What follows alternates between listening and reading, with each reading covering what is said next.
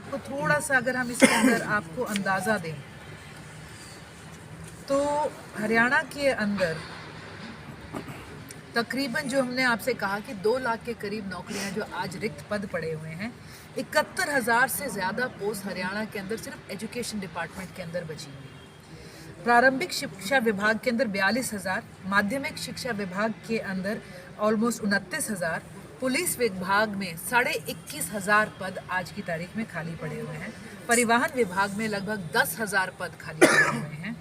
पशुपालन विभाग में लगभग 5,500 पद खाली पड़े हुए हैं। सार्वजनिक उन्होंने पक्की नौकरियां दे दी है। आज पंजाब में कहानियां आ रही है किस तरह से युवा जो पंजाब छोड़ के चले गए तो घर वापसी कर रहे हैं, और आने वाले समय पर प्राइवेट हो या गवर्नमेंट सेक्टर हो उसके अंदर मुनाफा और नौकरी भगवंत मान जी और अरविंद केजरीवाल जी की मिशन पूरी तरह से सुनिश्चित कर रही है।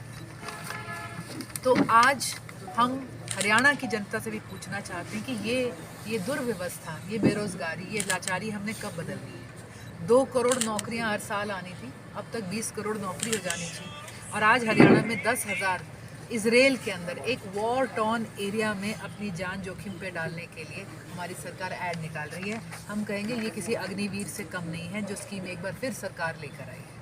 मैडम इस सब के बीच भी नहीं हुआ है, इनोसेंट अंटिल प्रूवन गिल्टी, लेकिन आज हमारे संविधान का हर पिलर, आज हमारी डेमोक्रेसी का हर पिलर और हर इंस्टीट्यूशन कितना प्रेशराइज्ड है, किस तरह से मोनोपोलाइज्ड है, ये हर कोई जानता है। और वो इतने सालों से, इतने महीनों से जेल के अंदर हैं, उन्हें बेल नहीं मिली। ये जो भी कहता हो, वो इतने सालों से, इतने महीनों से जेल में है, लेकिन भाजपा सरकार उनके खिलाफ कोई भी पुख्ता इल्ज़ाम या कसूर या डॉक्यूमेंट पेश नहीं कर पाई। ये भी उनकी जो है बेगुनाही की बहुत बड़ी गवाही देता है। मैम, नशे की आपने बात की थी। नवजोत सिंह सिद्धू ने पंजाब के सीएम पर एक बड़ा आरोप लगाया है कि जेलों में नशा बिकवाया जा रहा है, और उन्होंने ये भी कहा है कि अगर वो गलत हुए तो वो राजनीति छोड़ देंगे। देखिए, नवजोत सिद्धू जी किस बात पर राजनीति छोड़ते हैं, किस पर नहीं। हम कहेंगे आज हरियाणा के अंदर 500 से ऊपर जहरीली शराब से इसी ज़िले के अंदर हो चुकी है। भाजपा सरकार ने उसके ऊपर क्या करा है? गुजरात चुनाव से पहले गुजरात के अंदर नशीली शराब से मौतों का एक बहुत बड़ा मुद्दा उठा था, जिसके ऊपर किसी ने कभी जवाब नहीं दिया। आज हरियाणा के अंदर मंत्री के ऊपर इल्ज़ाम लगता है कि एक बेटी के साथ उन्होंने शोषण करा है, और पूरा सत्ता पक्ष मंत्री के खेमे में खड़ा हुआ दिखता है। आज स्कूली बच्चियां इल्ज़ाम लगाती हैं कि हमारा शोषण हो रहा है, लेकिन सत्ताधारी सभी के सभी प्रिंसिपल के उस पाले में खड़े हुए दिखते हैं, बच्चियों के उसके अंदर नहीं। तो हम समझते हैं कि बीजेपी और बीजेपी के पूर्व एलाइज जो भी कहें, it does not matter. BJP को जवाब देना चाहिए कि अपने घर में क्या हो रहा है और उस पर वो क्या काम कर रहा है। इसमें मैम जब पंजाब सीएम की बात करते हैं, तो चुनाव के रिजल्ट्स को देखेंगे तो पॉपुलर वोट भाजपा के खिलाफ विपक्ष को पड़ा है। 10 लाख वोट एग्रीगेट जो था वो भाजपा के खिलाफ रहा है, और लोग आज पोलराइज हो रहे हैं। जब लोकसभा चुनाव आएगा तो इंडिया के जो है एक जो नारा है, इंडिया की जो सोच है, इसके नीचे लोग इकट्ठे भी होंगे और आपको इसके रिजल्ट सेंटर में पूरे नजर आएंगे। जो विधानसभाओं में बदलाव हुआ है उसके बहुत से लोकल रीजंस होते हैं। कहीं पे एंटी इनकम्बेंसी है, कहीं पे पॉपुलेशन का एक ट्रेंड होता है बदलाव का, और कई बार पार्टियों के अंदर आत्म जो भीतरघात एक तरह से आपस में चलता रहता है, एक कलेश चलता रहता है, तो उसके बहुत से कारण होते हैं।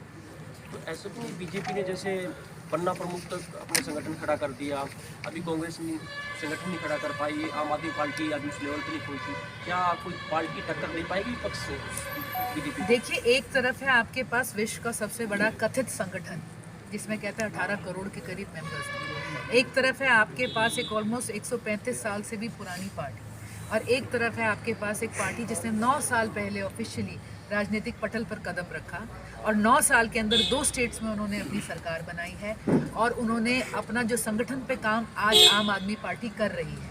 आप कुछ ही समय पे हम ये दावे से कह सकते हैं कि जो पन्ना प्रमुख है, यह एक दावा ज़्यादा है, एक जुमला है। जिस तरह से 15 लाख आने थे और जिस तरह से अच्छे दिन आने थे, लेकिन आम आदमी पार्टी का संगठन जिस तरह से कदम दर कदम नीचे की तरफ और चारों तरफ फैल रहा है, हम हर घर तक, हर गली तक ज़रूर पहुँचेंगे। मैडम, 9 साल हुए पार्टी को आए, लेकिन गुटबाजी कांग्रेस से भी ज़्यादा होगी, ऐसा क्यों? मैं नहीं मानती जी गुटबाजी कांग्रेस से ज़्यादा किसी भी तरह से हुई है। किसी भी राजनीतिक संगठन के अंदर अगर प्रतिस्पर्धा है तो वो उसकी ऊर्जा का प्रतीक है, मैं समझती हूँ।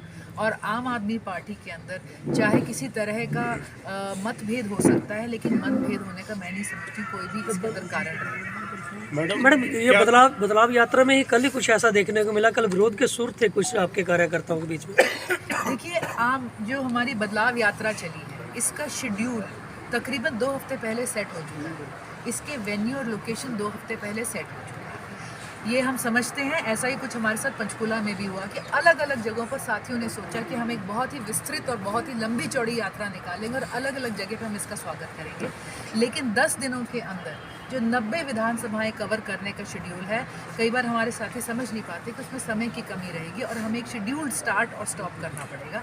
इसके अंदर कल हमारे साथियों से बात हुई और आप देखेंगे कि जो साथी जिनको था कि हम अलग रह गए, वो उसके बाद उन्होंने यात्रा को ज्वाइन करा और इकट्ठे सबने इसका समापन किया। मैडम, गुजरात के अंदर आप पार्टी के 5 विधायक आए थे, जिसमें एक ने रिजाइन दे दिया है, 2 जाने को तैयार है।